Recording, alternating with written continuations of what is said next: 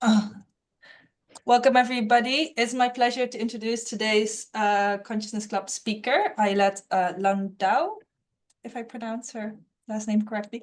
So Ayelet did her PhD in the psychology department at UC Berkeley, after which she moved to the Ernst Strungmann Institute for Neuroscience in cooperation with the Max Planck Society in Frankfurt in Germany. And after she did her postdoctoral research there, she became an associate professor at the Departments of Cognitive Sciences and Psychology at the Hebrew University of Jerusalem. And there is also where she set up her own lab on perception, attention, and temporal processing, as well as the cognitive function of neural oscillations. And we are very lucky that as of last year, Ayelet moved her lab to the experimental psychology department here at UCL, where she just finished decorating her office. And today she will be telling us all about sampling in the visual hierarchy, dynamic competition between perception and consciousness. Ayelet, Okay, take it away. so I will be talking about dynamic competition, and it will be in perception, and it will bear relevance to cognitive, but I would never have perception and consciousness compete. So sorry if my title was a little bit misleading. It's really thrilling to be here. I'm very grateful, Steve and Nadine, for this kind invitation. And in this talk, I will primarily focus on one of the main branches of the research we do in the lab, and I will kind of provide maybe a glance of the other kind of scope of research we also do, kind of to provide a context. And I will start quite broad by just letting you know that I am a cognitive neuroscientist. And as a cognitive neuroscientist, I'm very interested in this very complex organ, the brain. And my day job is to try and understand how mental and cognitive functions manifest in neural mechanisms. I'll start with a little pet peeve I have about how this endeavor has been taking place over the last century or even a little bit more, by saying that this endeavor, generally speaking, has been unfolding with a very serious bias towards the spatial properties of mechanistic explanations. And when we have a spatially biased quest, we ask certain type of questions. We ask where in the brain something is happening, or what is a spatial pattern that could account for a certain mental process. And as a result, we get answers that are of that domain, such as hierarchies, maps. Sometimes we might identify some modules, and at best, we could identify some network hubs. And we've learned quite a lot in cognitive neuroscience with this approach. So, of course, these type of questions are valid, and the information that we gather with them is very, very important. However, the fact that we consider things from this spatial prism also has some consequences. And I would argue that the one main consequence is that the brain that we're describing is somewhat frozen. And I like to think of the consequences as kind of relevant to two main aspects. One is that when we research the system or the brain, we arrive at answers that are very system specific. System specific means that if I am, looking at systems, sensory systems, and the spatial domain in each of them is vastly different, then when I focus on spatial patterns in the brain, it will be very hard for me to understand how the different systems actually coordinate. The second problem with this type of approach is that it is teleologically unfaithful. We have brains in order to be able to react to an ever-changing dynamic reality.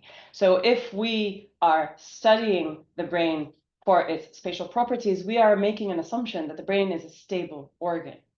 And that would make it difficult to actually predict and dynamically adapt to the world. So that is just kind of in a nutshell where I come from when I approach the study of neuromechanisms. And in general, the research lines that we have in the lab try to study the brain as a dynamic mechanism for its dynamic mechanisms. And this opens the door for more questions which I think are pivotal for understanding the brain. For example, we could ask when and how things occur in the brain, and we could also ask about temporal structure. Are there any temporal structures that help us shape or organize brain activity and systems? So the answers we get could potentially be domain general, because time doesn't belong or doesn't have specific coordinates for different systems that are discernible. They are actually common. Time seems to be a common dimension to brain functions. We could talk about predictive behavior. We could talk about how this plays out in functional hierarchies and in functional coordination. So this is just kind of in a nutshell my approach to the science of cognitive neuroscience. And my laboratory primarily studies the temporal structure in brain and cognition in a vast number of domains. So in addition to the work that I will talk about today, we also actually are interested in temporal cognition as for how the brain actually tells time. We are interested in temporal structures and the pacing of information in speech.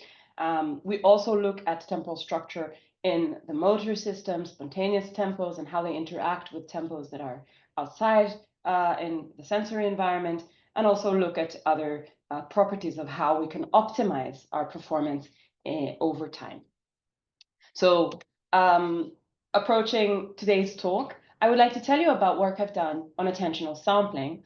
And this is work I've been doing over the past decade, which essentially started with a very simple question: how does attention unfold in time? Talking about attention requires a little bit of an introduction. So my daily life could go something like this, with going into the bakery and having to make a selection. And the selection is difficult. I mean, no matter where you go now, you have these very fancy bakeries. It's not an easy task. But being the focused person that I am, I know that the croissant is my target and aim. So I'm able to deal with the multitude of the world by the fact that I actually have an agenda. I have a focus on the croissant. Attention, I would like to kind of formulate, as many great researchers have done before me, in the context of competition. When I'm at the bakery, all the multitude is competing at the level of neuronal populations. So different neuronal populations, those processing pretzel versus bread roll versus croissant, are all forming some kind of competition. And it is focused attention can guide a selection process that would prioritize the croissant. And a lot of my work is really anchored in a almost neuroanatomical, but also neurofunctional understanding of the visual hierarchy. So on the left of the screen, you can now see a diagram that vision scientists really like to put on the screen to tell the world how difficult their work is. The visual system has a lot of different regions, and Velleman and Van Essen in the 90s have given us this diagram that really has a nice description of the connectivity between different regions. Another nice property of this diagram is my cursor visible? Yes. Another nice property of this diagram is that it kind of has this vertical axis whereby the entry level is here at the bottom and the top of the hierarchy is up here. So there is a hierarchy, I said the word, and there is a lot of convergence in the system, okay? So going from the retinal ganglion cells through LGN and so on and so forth. So if this is the image that we're looking at, and on the left now I'm showing V1, V2, and V4 receptive fields that are plotted for their spatial dimensions. This is adapted from Freeman and Simoncelli. What you could see is that viewing this kind of scenery means that at lower visual areas, I have many more units processing the input. And as I go up in the visual hierarchy, there will be less units processing due to the fact that the lower visual areas are converging onto the higher visual hierarchical levels. Back to the bread roll and the croissant, I'm now kind of plotting in dashed lines what that means for the receptive fields that are looking at this display. So if you take, for an example, a V2 receptive field, a receptive field in V2 has a full object represented in it. There is no perceptual competition for that particular receptive field. Each receptive field could represent independently each object. However, when we look at V4, that is the competitive scenario I'm talking about. We have two receptive fields. They are converging onto a larger receptive field, and consequently, priorities need to be made. Selection processes need to exercise what it is that I would like to focus my attention on. So this was kind of a very brief survey of what is quite an influential theory in attention called bias competition theory that essentially says that whenever we have this conversion, we have competitive interactions. Objects are not represented in their optimal fashion unless attention is there to guide the selection process. So in our case, me selecting the croissant would make the croissant properly represented.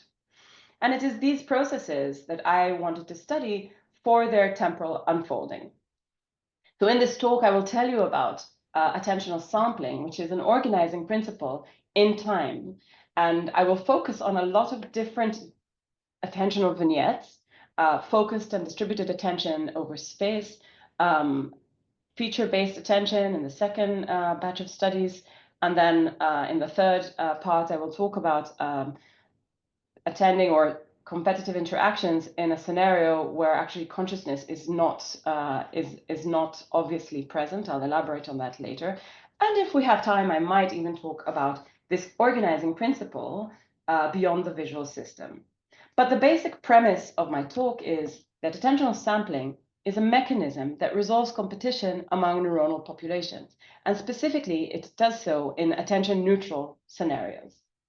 So I want to go back to the hierarchy because it really is kind of like understanding the competitive interaction dynamic is quite important for understanding the different scenarios that we will be visiting throughout my presentation. So if we consider the focused attention example that I gave you at the beginning, and this time I'm laying out V2 and V4 on the screen as follows. When I'm focusing attention on my croissant, I just showed you that V2 and V2 will be able to readily represent the bread roll and the croissant. However, V4, under the conditions of selecting the croissant, will only represent the croissant. And we know this from the 90s. A lot of studies from Reynolds, Chelazzi, and Desmond have shown us that this is indeed what happens with the selection processes. And the only thing that I'm adding to their description, which was within brain region, is this kind of outlay onto the visual hierarchy. And the simple question I would like to start with is, what is the temporal structure, the temporal dynamic of focused attention? And in the first set of studies that I will show you, I'm already giving you the finding. What we find is that focused attention actually fluctuates. So it is not a continuous process, but rather at every second that passes, we might have a number of good moments, specifically 8 good moments, whereby we could very well perform on an object that we're selecting. And then we also have 8 bad moments. And of course, let's take a look at a little bit of data and experimental design that helps us establish that. So in my experiments, I unfortunately cannot take my subjects to the bakery, so I put them in a dark room and I show them visual gratings, much like the one you're viewing right now. Eye position is always monitored with an eye tracker, and specifically in order to see the time course of the ability to perform on this type of stimulus or visual task, I generally flash 4 dots around this grating. I hadn't told you what my subjects actually need to do. What they need to do is they need to detect this type of contrast decrement that appears on the screen. So this kind of contrast decrement is a very brief event, and crucially, it is timed with respect to this. With respect to this, what I will call a reset event. If we look at this diagram, kind of differently representing the task, what I have is I have actually, sorry, this is a typo, a single grating in this experiment, whereby it is sustained for a long time. The flash event is a very important moment because allegedly, I'm imagining that there are dynamic processes going on in the brain all the time.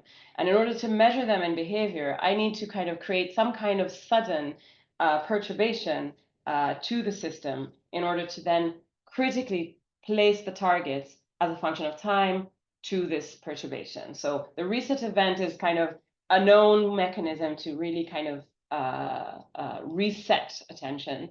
And then these vertical elements represent possible times in which a target could appear. In this particular trial, I'm highlighting only one time that is actually presented, but over the course of the entire experiment, over several trials, several different time bins will host the target. When I look at these type of data, I plot them as a function of this reset event because it's so dramatic to the experimental manipulation. I'm reminding you that what I'm plotting here is accuracy, so detection of the target when it had appeared, as a function of time of appearance towards or with respect to the reset.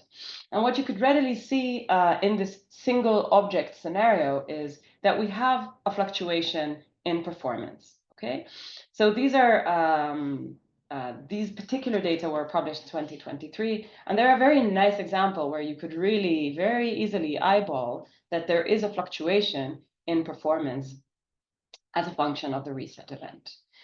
We don't have to stop here. We could also take individual data subject and look at how the spectrum looks, so represent this time series in the spectral domain, and show that indeed we have a significant peak in the spectrum. So now frequency is on the x-axis and power is on the y-axis. And these statistics actually consider and model aperiodic dynamics as well as a randomization distribution that is lacking periodic temporal structure.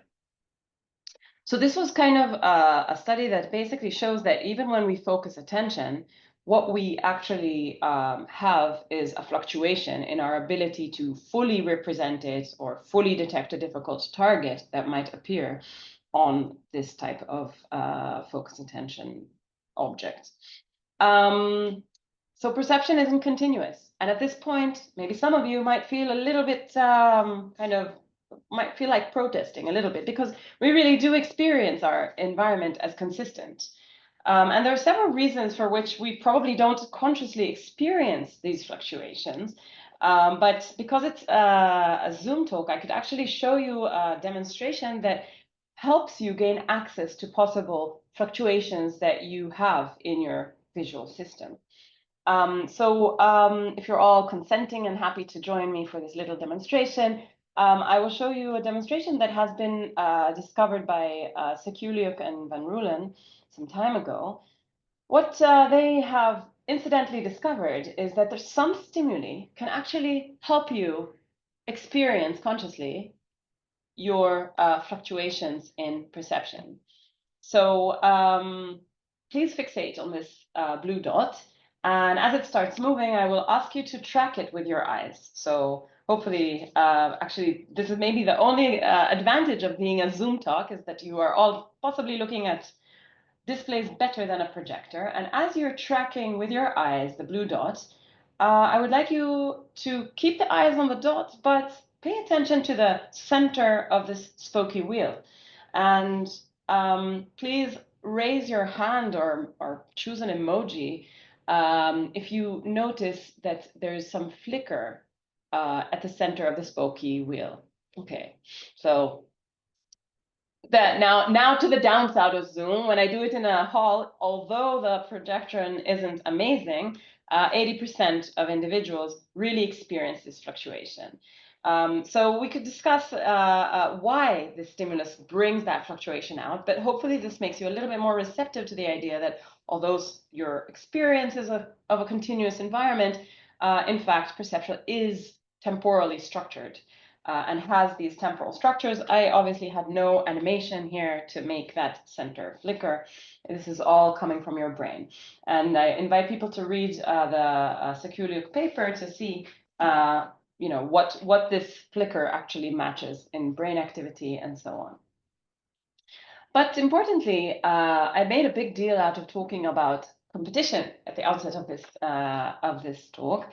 And indeed, this is actually where I started this line of research, the attention neutral condition, where we distribute attention over two different objects, was particularly interesting to me, particularly if we think of the bias competition theory. So the bias competition theory would, as we said already, kind of assume that the lower visual areas can readily represent the multitude. However, as we converge onto higher visual areas, well, what would the outcome actually be? How would this convergence resolve the competitive interaction over the receptive field? I'm going back to my studies, which are behavioral studies. They're inspired by the physiological models, but we're back to the psychophysics room, and now we're showing two gratings indeed. Some dimensions are on the screen for you to appreciate. Subjects are fixating at the center of the screen, and they're told, please pay attention to both locations because that contrast decrement will appear in one of those two locations. Critically, we again use this reset dots around one of the objects. It's brief and it happens at a given moment in the trial. And here there are two kind of main roles. The first role is just as before. We need to know when we're starting a process. And in this case, more specifically, we don't only need to know when a process has been reset, but we also need to know where has it been reset to, because we have two different possible locations for the target. And there's our target, the contrast decrement that the subjects need to detect. These are the temporal properties of my task. So the gratings are on forever by psychophysics terms, almost 4 seconds. My flash is my time 0. It is very brief, as is the targets. And the vertical elements, again, are just showing possible times with respect to this reset event in which a target could appear. And the target event could appear at the same location as the reset object, but it could also appear at the opposite location to the reset object. When I show you the data, I also show you the data with respect to these reset events, time 0, and again, plotting accuracy on the y-axis. So how well do subjects detect the target? The targets are difficult, by the way. They are tailored to be difficult for each subject equivalently. Let's start with the same location. So the first thing that we rediscovered is object substitution masking. So I wanted to reset subjects to one location. I will say, as an attention researcher, I was thinking more along the lines of facilitation because I draw attention there. I definitely reset perception at that moment and at that location, but the result was actually blinding subjects to targets that appeared right before the actual flash, right? So subjects, so this is a known phenomenon, object substitution masking. Subjects are literally close to 0 detection if I flash these 4 dots around my little target decrement at that location.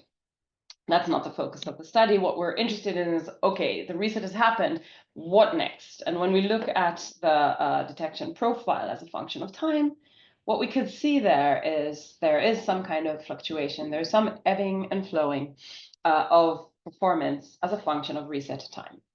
This is what we see in the same location. And it's critical to ask, okay, so how spatially selective is this effect? Is this kind of some generalized temporal structure of some brain juice, maybe dopamine pump that is just going at ye many times a second? Or perhaps this is a spatially selective mechanism, kind of tracking the some dynamic exploration of this attention neutral scenario, distributed attention. So for that, we have the opposite location condition. And indeed, what we see is a spatial selective mechanism. So we see the ebbing and flowing also in the opposite location. Obviously, we have no object substitution masking because we didn't flash anything around that object. And what we can see is that there is seemingly some kind of alternation or some anti-correlation between these two signals, two time series, I should say. We don't stop here. This is the time domain. We could take a look at the spectral domain. And what we find in the spectral domain is when we just take this segment of our data is that we have both for the same and the opposite location, we have the peaks around 4 Hertz. And we also can look at the phase relationships between the two and show that the phases are indeed in anti-phase. So there's a 4 Hertz component for each time course. And this anti-correlation that we look at in the time domain can be represented in phase, and it is significantly non-uniform. So phases are concentrated in anti-phase. So what are the temporal dynamics of focus and distributed attention? Well, it looks like when we're looking or focusing on a single object, we have this 8 hertz kind of currency that is going on. That is how we're dealing with the environment when we're focusing on one object. It is this rhythm that is then seemingly divided when we have an attention neutral condition whereby we have to distribute attention over 2 different locations. And that's where we find the 4 hertz per location, but in alternation such that in a spatially non-selective manner, we have 8 good moments, except they're now distributed over 2 different locations. And I like to think of this kind of behavior in the context of a general exploration behavior. And we know from the animal kingdom and from other motor systems that exploration often assumes these type of rhythms. So rodents whisk, lick, sniff at around these frequencies. If you look at the temporal structure of free viewing eye movement, we also see that there are kind of not so there's some temporal structure there that is consistent with our findings. And I think one kind of productive and future direction of this type of research really looks at how this rhythm that I'm seeing in the perceptual systems or in the sensory performance could be part of a larger functional coordination or active sensing sensory motor loop by which, maybe 8 good moments in sensation are those 8 bad moments for a motor exploration, and vice versa. Maybe 8 bad moments in sensation are corresponding to moments that are particularly good for actually going ahead and acquiring information elsewhere. So the findings here have been extended and replicated in a number of ways, and I will really kind of very fast go over this kind of list, and this list is much longer than this slide actually shows. But in the replication and kind of extensions that the literature has seen, there has been a very common feature that has been adopted from our original studies. And that is namely that all the studies included this kind of 4-dot flash or the reset logic. And it was pivotal for doing the studies in behavior. But as I've presented this work more and more, I had realized that there has been kind of an underlying assumption that there is a process. It's going on all the time. And my reset is merely resetting that process. And I think that is also how I presented this to you. Of course, this might not be the only logical possibility. It is possible that my reset is actually introducing something into the system that otherwise isn't there. So you could imagine that these lines could just be a flat kind of flat liner, or imagine a pond that is completely flat until I throw the stone in it. And then this perturbation creates this type of dynamic. And for examining this question, I would like to just briefly show you evidence showing that this kind of assumed model seems to be borne out when we turn to neurophysiology. So I will show you briefly an MEG study that we have conducted. And when we're looking at the MEG signals, we don't need to reset attention. We could take a slightly different approach. So just quickly, kind of what are the tools that we have? When a subject sees a grating and we're recording their MEG activity, we are able to characterize an ongoing perceptual kind of sensory signal. The signal is this narrowband gamma band oscillation. So this is just showing you a single subject looking at the grating. This is MEG data, time is on the x-axis and y is the frequency. And as you can see, there's increased over baseline, just that is very readily seen for this individual subject. If I take the average of this signal, I could look at it at the spectral domain and indeed see that it's narrow band, and it's, in the time domain, we see that it's sustained, and in the spectral domain, we could see that it is a narrow band response. And this is something that we see in humans, we see it in other species as well, and it has this very clear spectral temporal profile. What I then did in this study is I asked, okay, do the fluctuations of this sensory signal predict performance as a function of time? And the approach we took was, as I said, is a MEG study. We had 2 objects on the screen. Nothing was colored in my studies. Color here is helping us kind of track the system and what I'm showing and which brain parts and space parts I'm stimulating. So I have a left and a right stimulus, which will be contralaterally processed in the brain.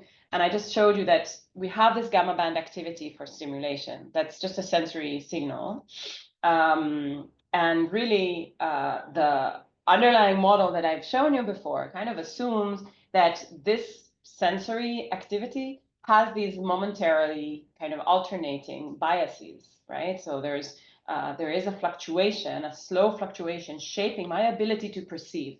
My ability to perceive is something that I kind of assume will be matched with some kind of sensory consequences. And so this is kind of my predicted model in brain activity. And the way I decided to approach this is without the reset, because that's exactly what we're trying to examine here. So we have to turn to analyzing the pre-target brain dynamics. So what do I mean there?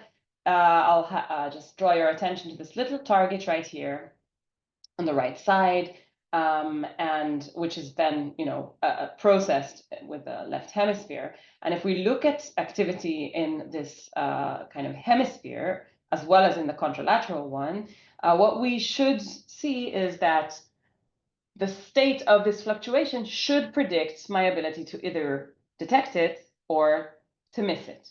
Okay, so if I'm focusing on the HIT trials and I look at what preceded the target appearance, the assumption is my predicted kind of poster baby response is that this success was due to heightened biasing of the sensory process, and that in that hemisphere, I should see the 4 Hertz envelope kind of gear up to a successful detection of the trial of this target, while I should see the opposite phase in the other hemisphere. And this is the approach we took. I'm very happy to take questions about it, but there's lots more behavior that I would like to show you.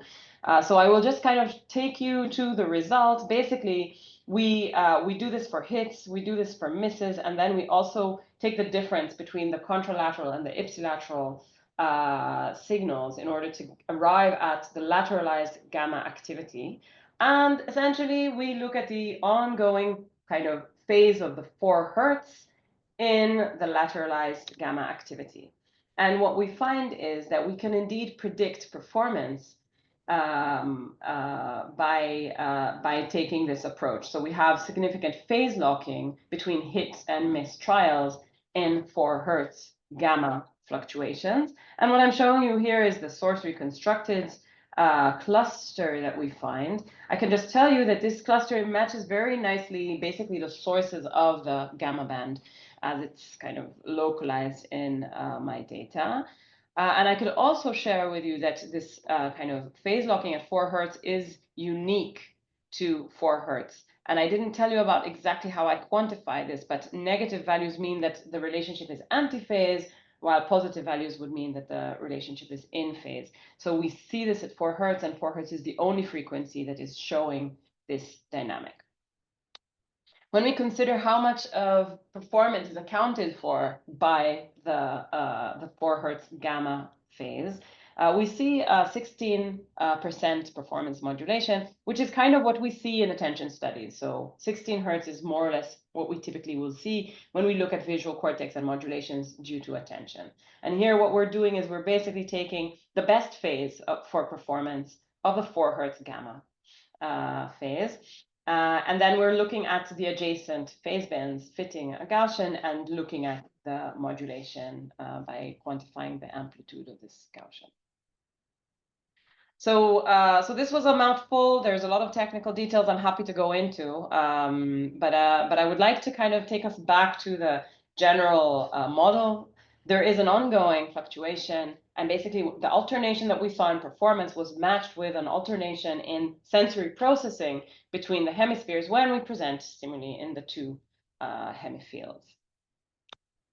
And this was the first part of the talk, looking at focused and distributed attention and demonstrating that we have this attentional sampling, a rhythm that is organizing our ability to explore the environment for the evidence we need to perform the task.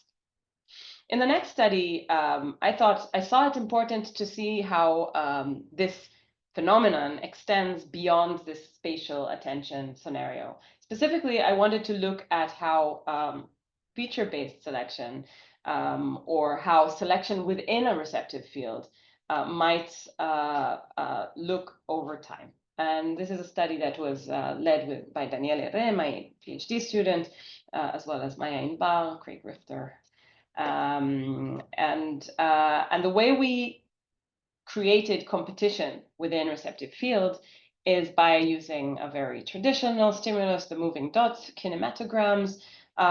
This is just a static representation showing that I had two clouds of dots.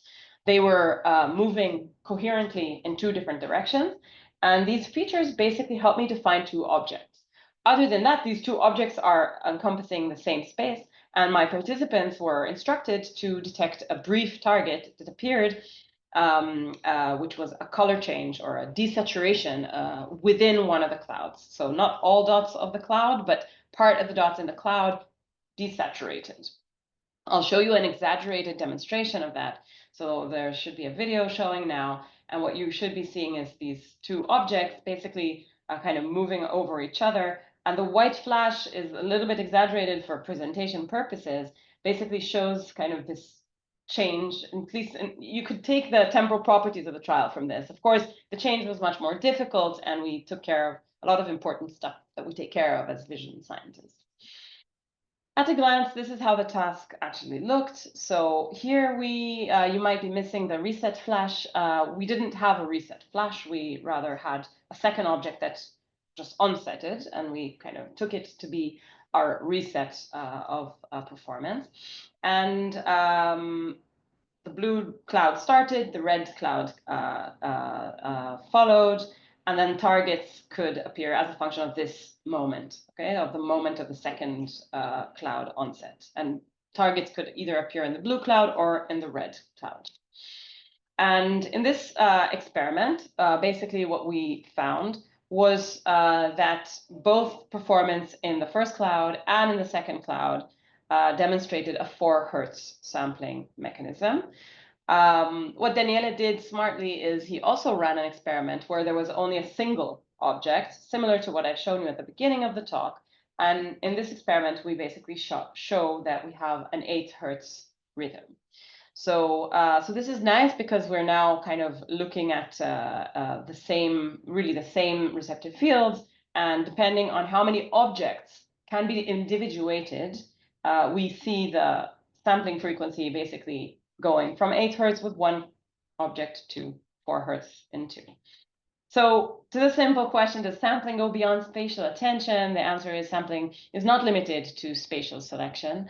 We actually see it also when there's competition within the receptive field. And I think this is kind of important. I've been reading bias competition literature for a while, and I will say that this notion of spatial receptive fields that have to be kind of converging and competing in that fashion is really pivotal to the type of evidence we have from physiology in this theory. So I think this is one of the examples where sometimes behavior allows us to examine something that comes squarely from a physiological logic, but is then readily examined in psychophysics. And now I'd like to move to another site of competition. So we had two different spatial locations compete in distributed attention. We had two objects compete within a spatial location based on features compete. And I would like to now turn to a very interesting competition site. This is the competition site of monocular neurons that are converging onto binocular neurons. So is there sampling among eye channels? There's some aesthetics about this, because this really is, to my kind of understanding, what could be considered one of the most, if not the most, early visual selection site. And in addition, this competition is particularly interesting because this competition actually occurs in a way that is completely outside the subject's awareness, right? So all the scenarios I've shown you so far had two clear objects. They might have been objects that were in different locations, so clearly separable. They might have been overlapping, but still, there were two physical clouds that were very different to the perceiver. So, and why did we think that iChannels are a competitive site? Well, this is actually one of those interesting cases where I had this thought in mind. It was inspired actually by some behavioral studies I'll show you in a second. But as we started acquiring and thinking up how to do this study, we only later became aware of physiological data that actually show that indeed monocular neurons express competitive interactions between monocular neurons. So I'll take you for a visit in Alex Meyer's lab here. So this is a paper from 2019. They have a couple of other papers later on, and they're doing work on monkey, and their monkey is seeing a single object. Okay, so the duality here comes from the fact that there are two different eyes. There's always only one grating on the screen. And a neuron will be defined as a monocular neuron by the fact that, for example, look at this blue trace. When you show this monkey to one of the eyes a grating, you see an increase in firing rate. A grating could appear at the same physical location, but to the other eye, and these neurons won't fire. So this is what we would consider a monocular neuron. Now, what would happen when two eyes are stimulated? Well, if there were no competition, then of course we should just see the blue line, kind of another line overlapping on the blue line. However, what Alex and his team has found is that there seems to be kind of inhibitory or competitive interactions such that just the mere presence of a stimulus that otherwise doesn't create any response in this neuron does attenuate the response to the preferred stimulus to this dominant eye. I hope this is clear. So V1 monocular neurons are modulated by stimulation of the other eye, even though they are defined as monocular neurons. Another inspiration for our study came from work that was actually done here in London by Xiaoping Li. And what Xiaoping Li did, she did a series of really smart studies whereby she showed people these type of search arrays. So again, left eye, right eye, and so she has a full search array. People are looking for a tilted line. So this is kind of a clear, classic singleton, except she does this little trick where she puts most of the array on one eye, but then unbeknownst to the participant, there will be another stimulus that will be omitted from the search array on the right eye and placed on the left eye.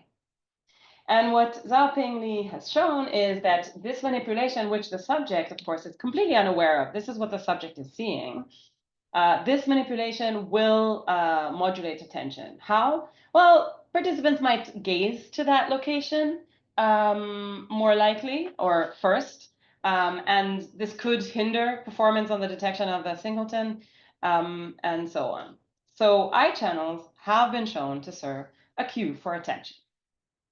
Let's get back to our business. We want to see what is the temporal structure and what is the temporal structure that is resulting from this competitive interaction. Is there sampling among eye channels? So there we have it. We have our lovely grating. You've seen it before, and actually you've seen data from this study before. And we have our reset, and we have our target. So you all should be experts on this type of design by now. But there is another there's another fun part. So we're using this projector that allows us to separate inputs to one eye and another. We use passive glasses because we really like to do physiology many a time. I didn't talk much about physiology today, but these experiments can be run with EEG or MEG without having any active technology on the face, and we can basically control what one eye is seeing and what the other eye is seeing thanks to this projector. And what I'm showing you now here is actually the regular viewing conditions where we have everything the same on both eyes. We have a reset and we have our target. The vertical elements became a little bit more small in this depiction, but I think you get it. And our reset, of course, is really, really important. I've actually shown you these data. These are the data you've seen before. I'm just reminding you that under these conditions, we have seen this nice 8 Hertz peak in performance as a function of reset time. What we could do critically to actually create competition between the eye channels is we could actually separate the reset and the target among the different eyes. So in this case, I'm showing you a right eye reset and a right eye target. So this is kind of the same, but I'm again reminding you, subjects are only seeing one object, okay? And equivalently or complementarily, we could also have the right eye reset, but the left eye targeted, okay?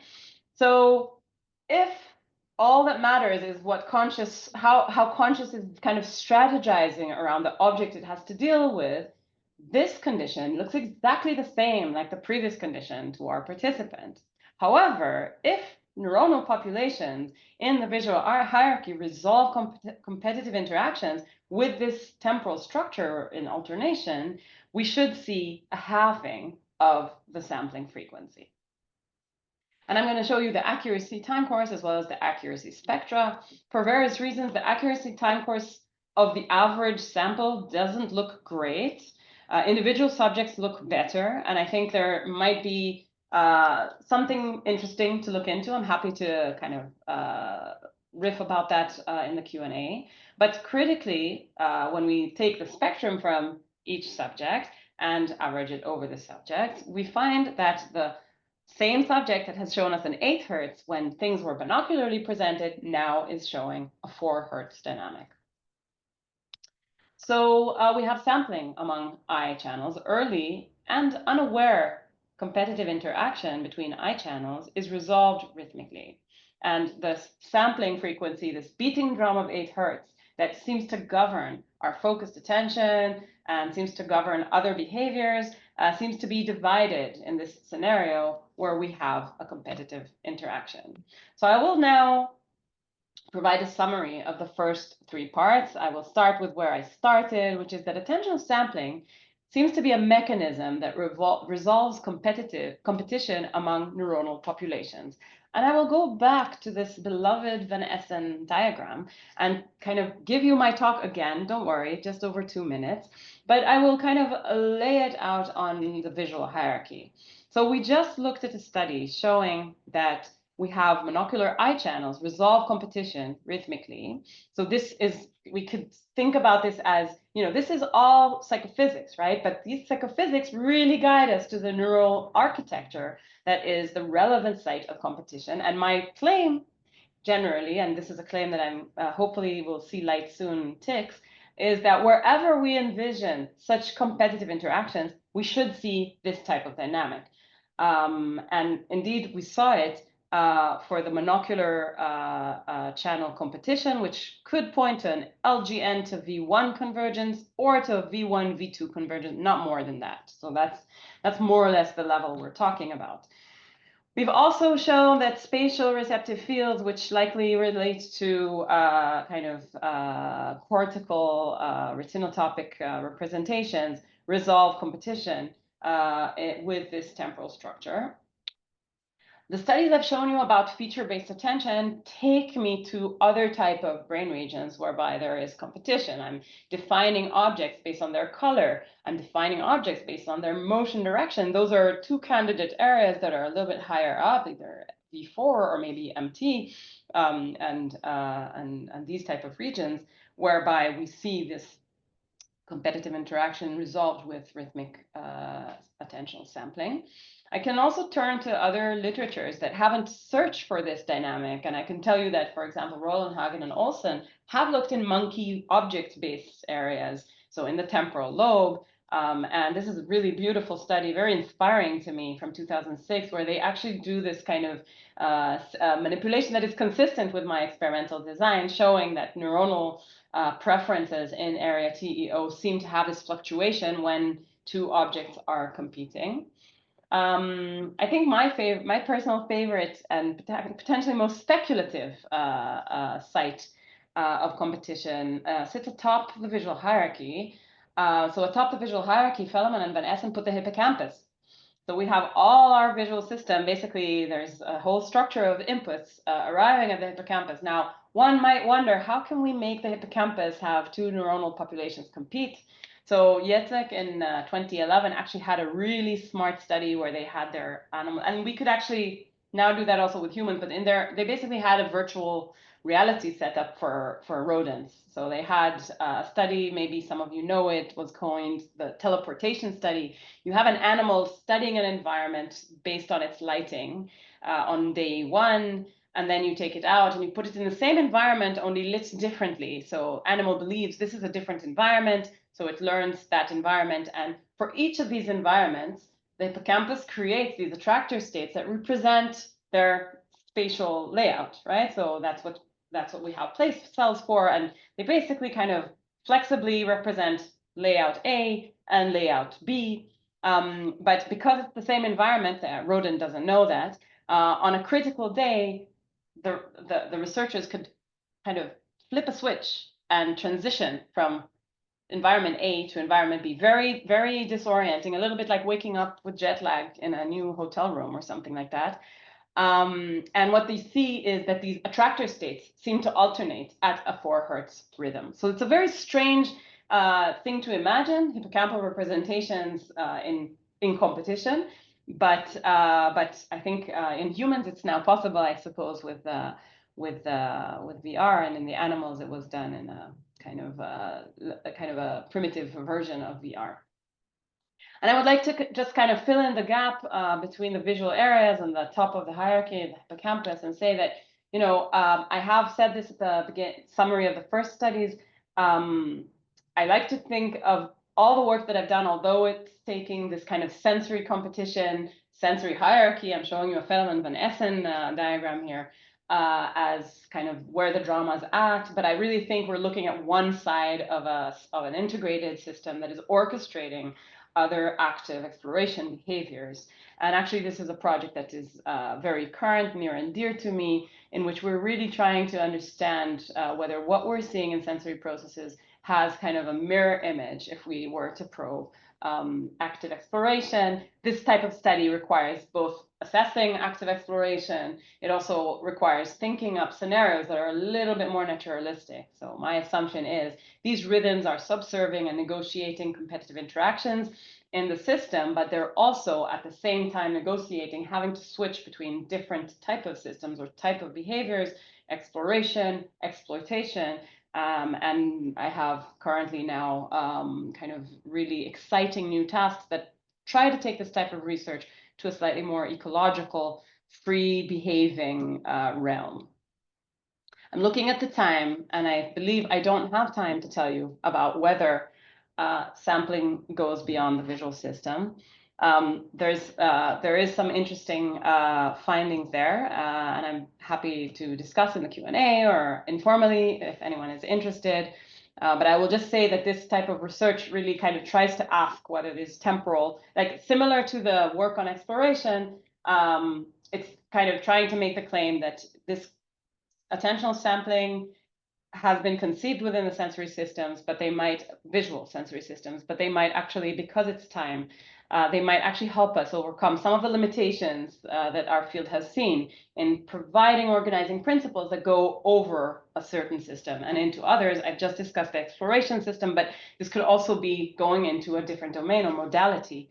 So if we remember my frozen brain slides from before, my hope is that this mechanism, or time in general, temporal processing, can help us overcome looking at more than one system, both within the different systems and across the different systems. So in this line of work, which I don't have time to show you the findings for, we have both tactile and auditory experiments, and we run them on sighted individuals, but also on blind individuals, acquired blind and congenitally blind individuals.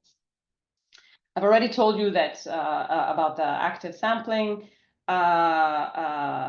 project, and I've also said that there will be postdoc positions posted for that, courtesy of British Academy and Royal Society fellowships that have come in to look into some of this work.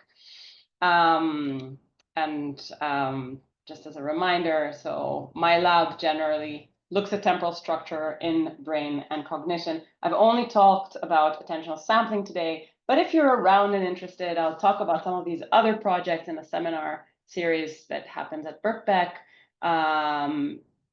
this upcoming March. And before I open the floor for questions, comments, and insights, I, of course, would like to thank my funding agencies and my incredible team.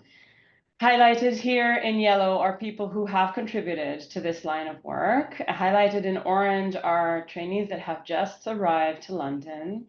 So yeah, so they still need to learn local tricks and people. Yeah, thank you all for your attention, and I'm curious to hear your questions.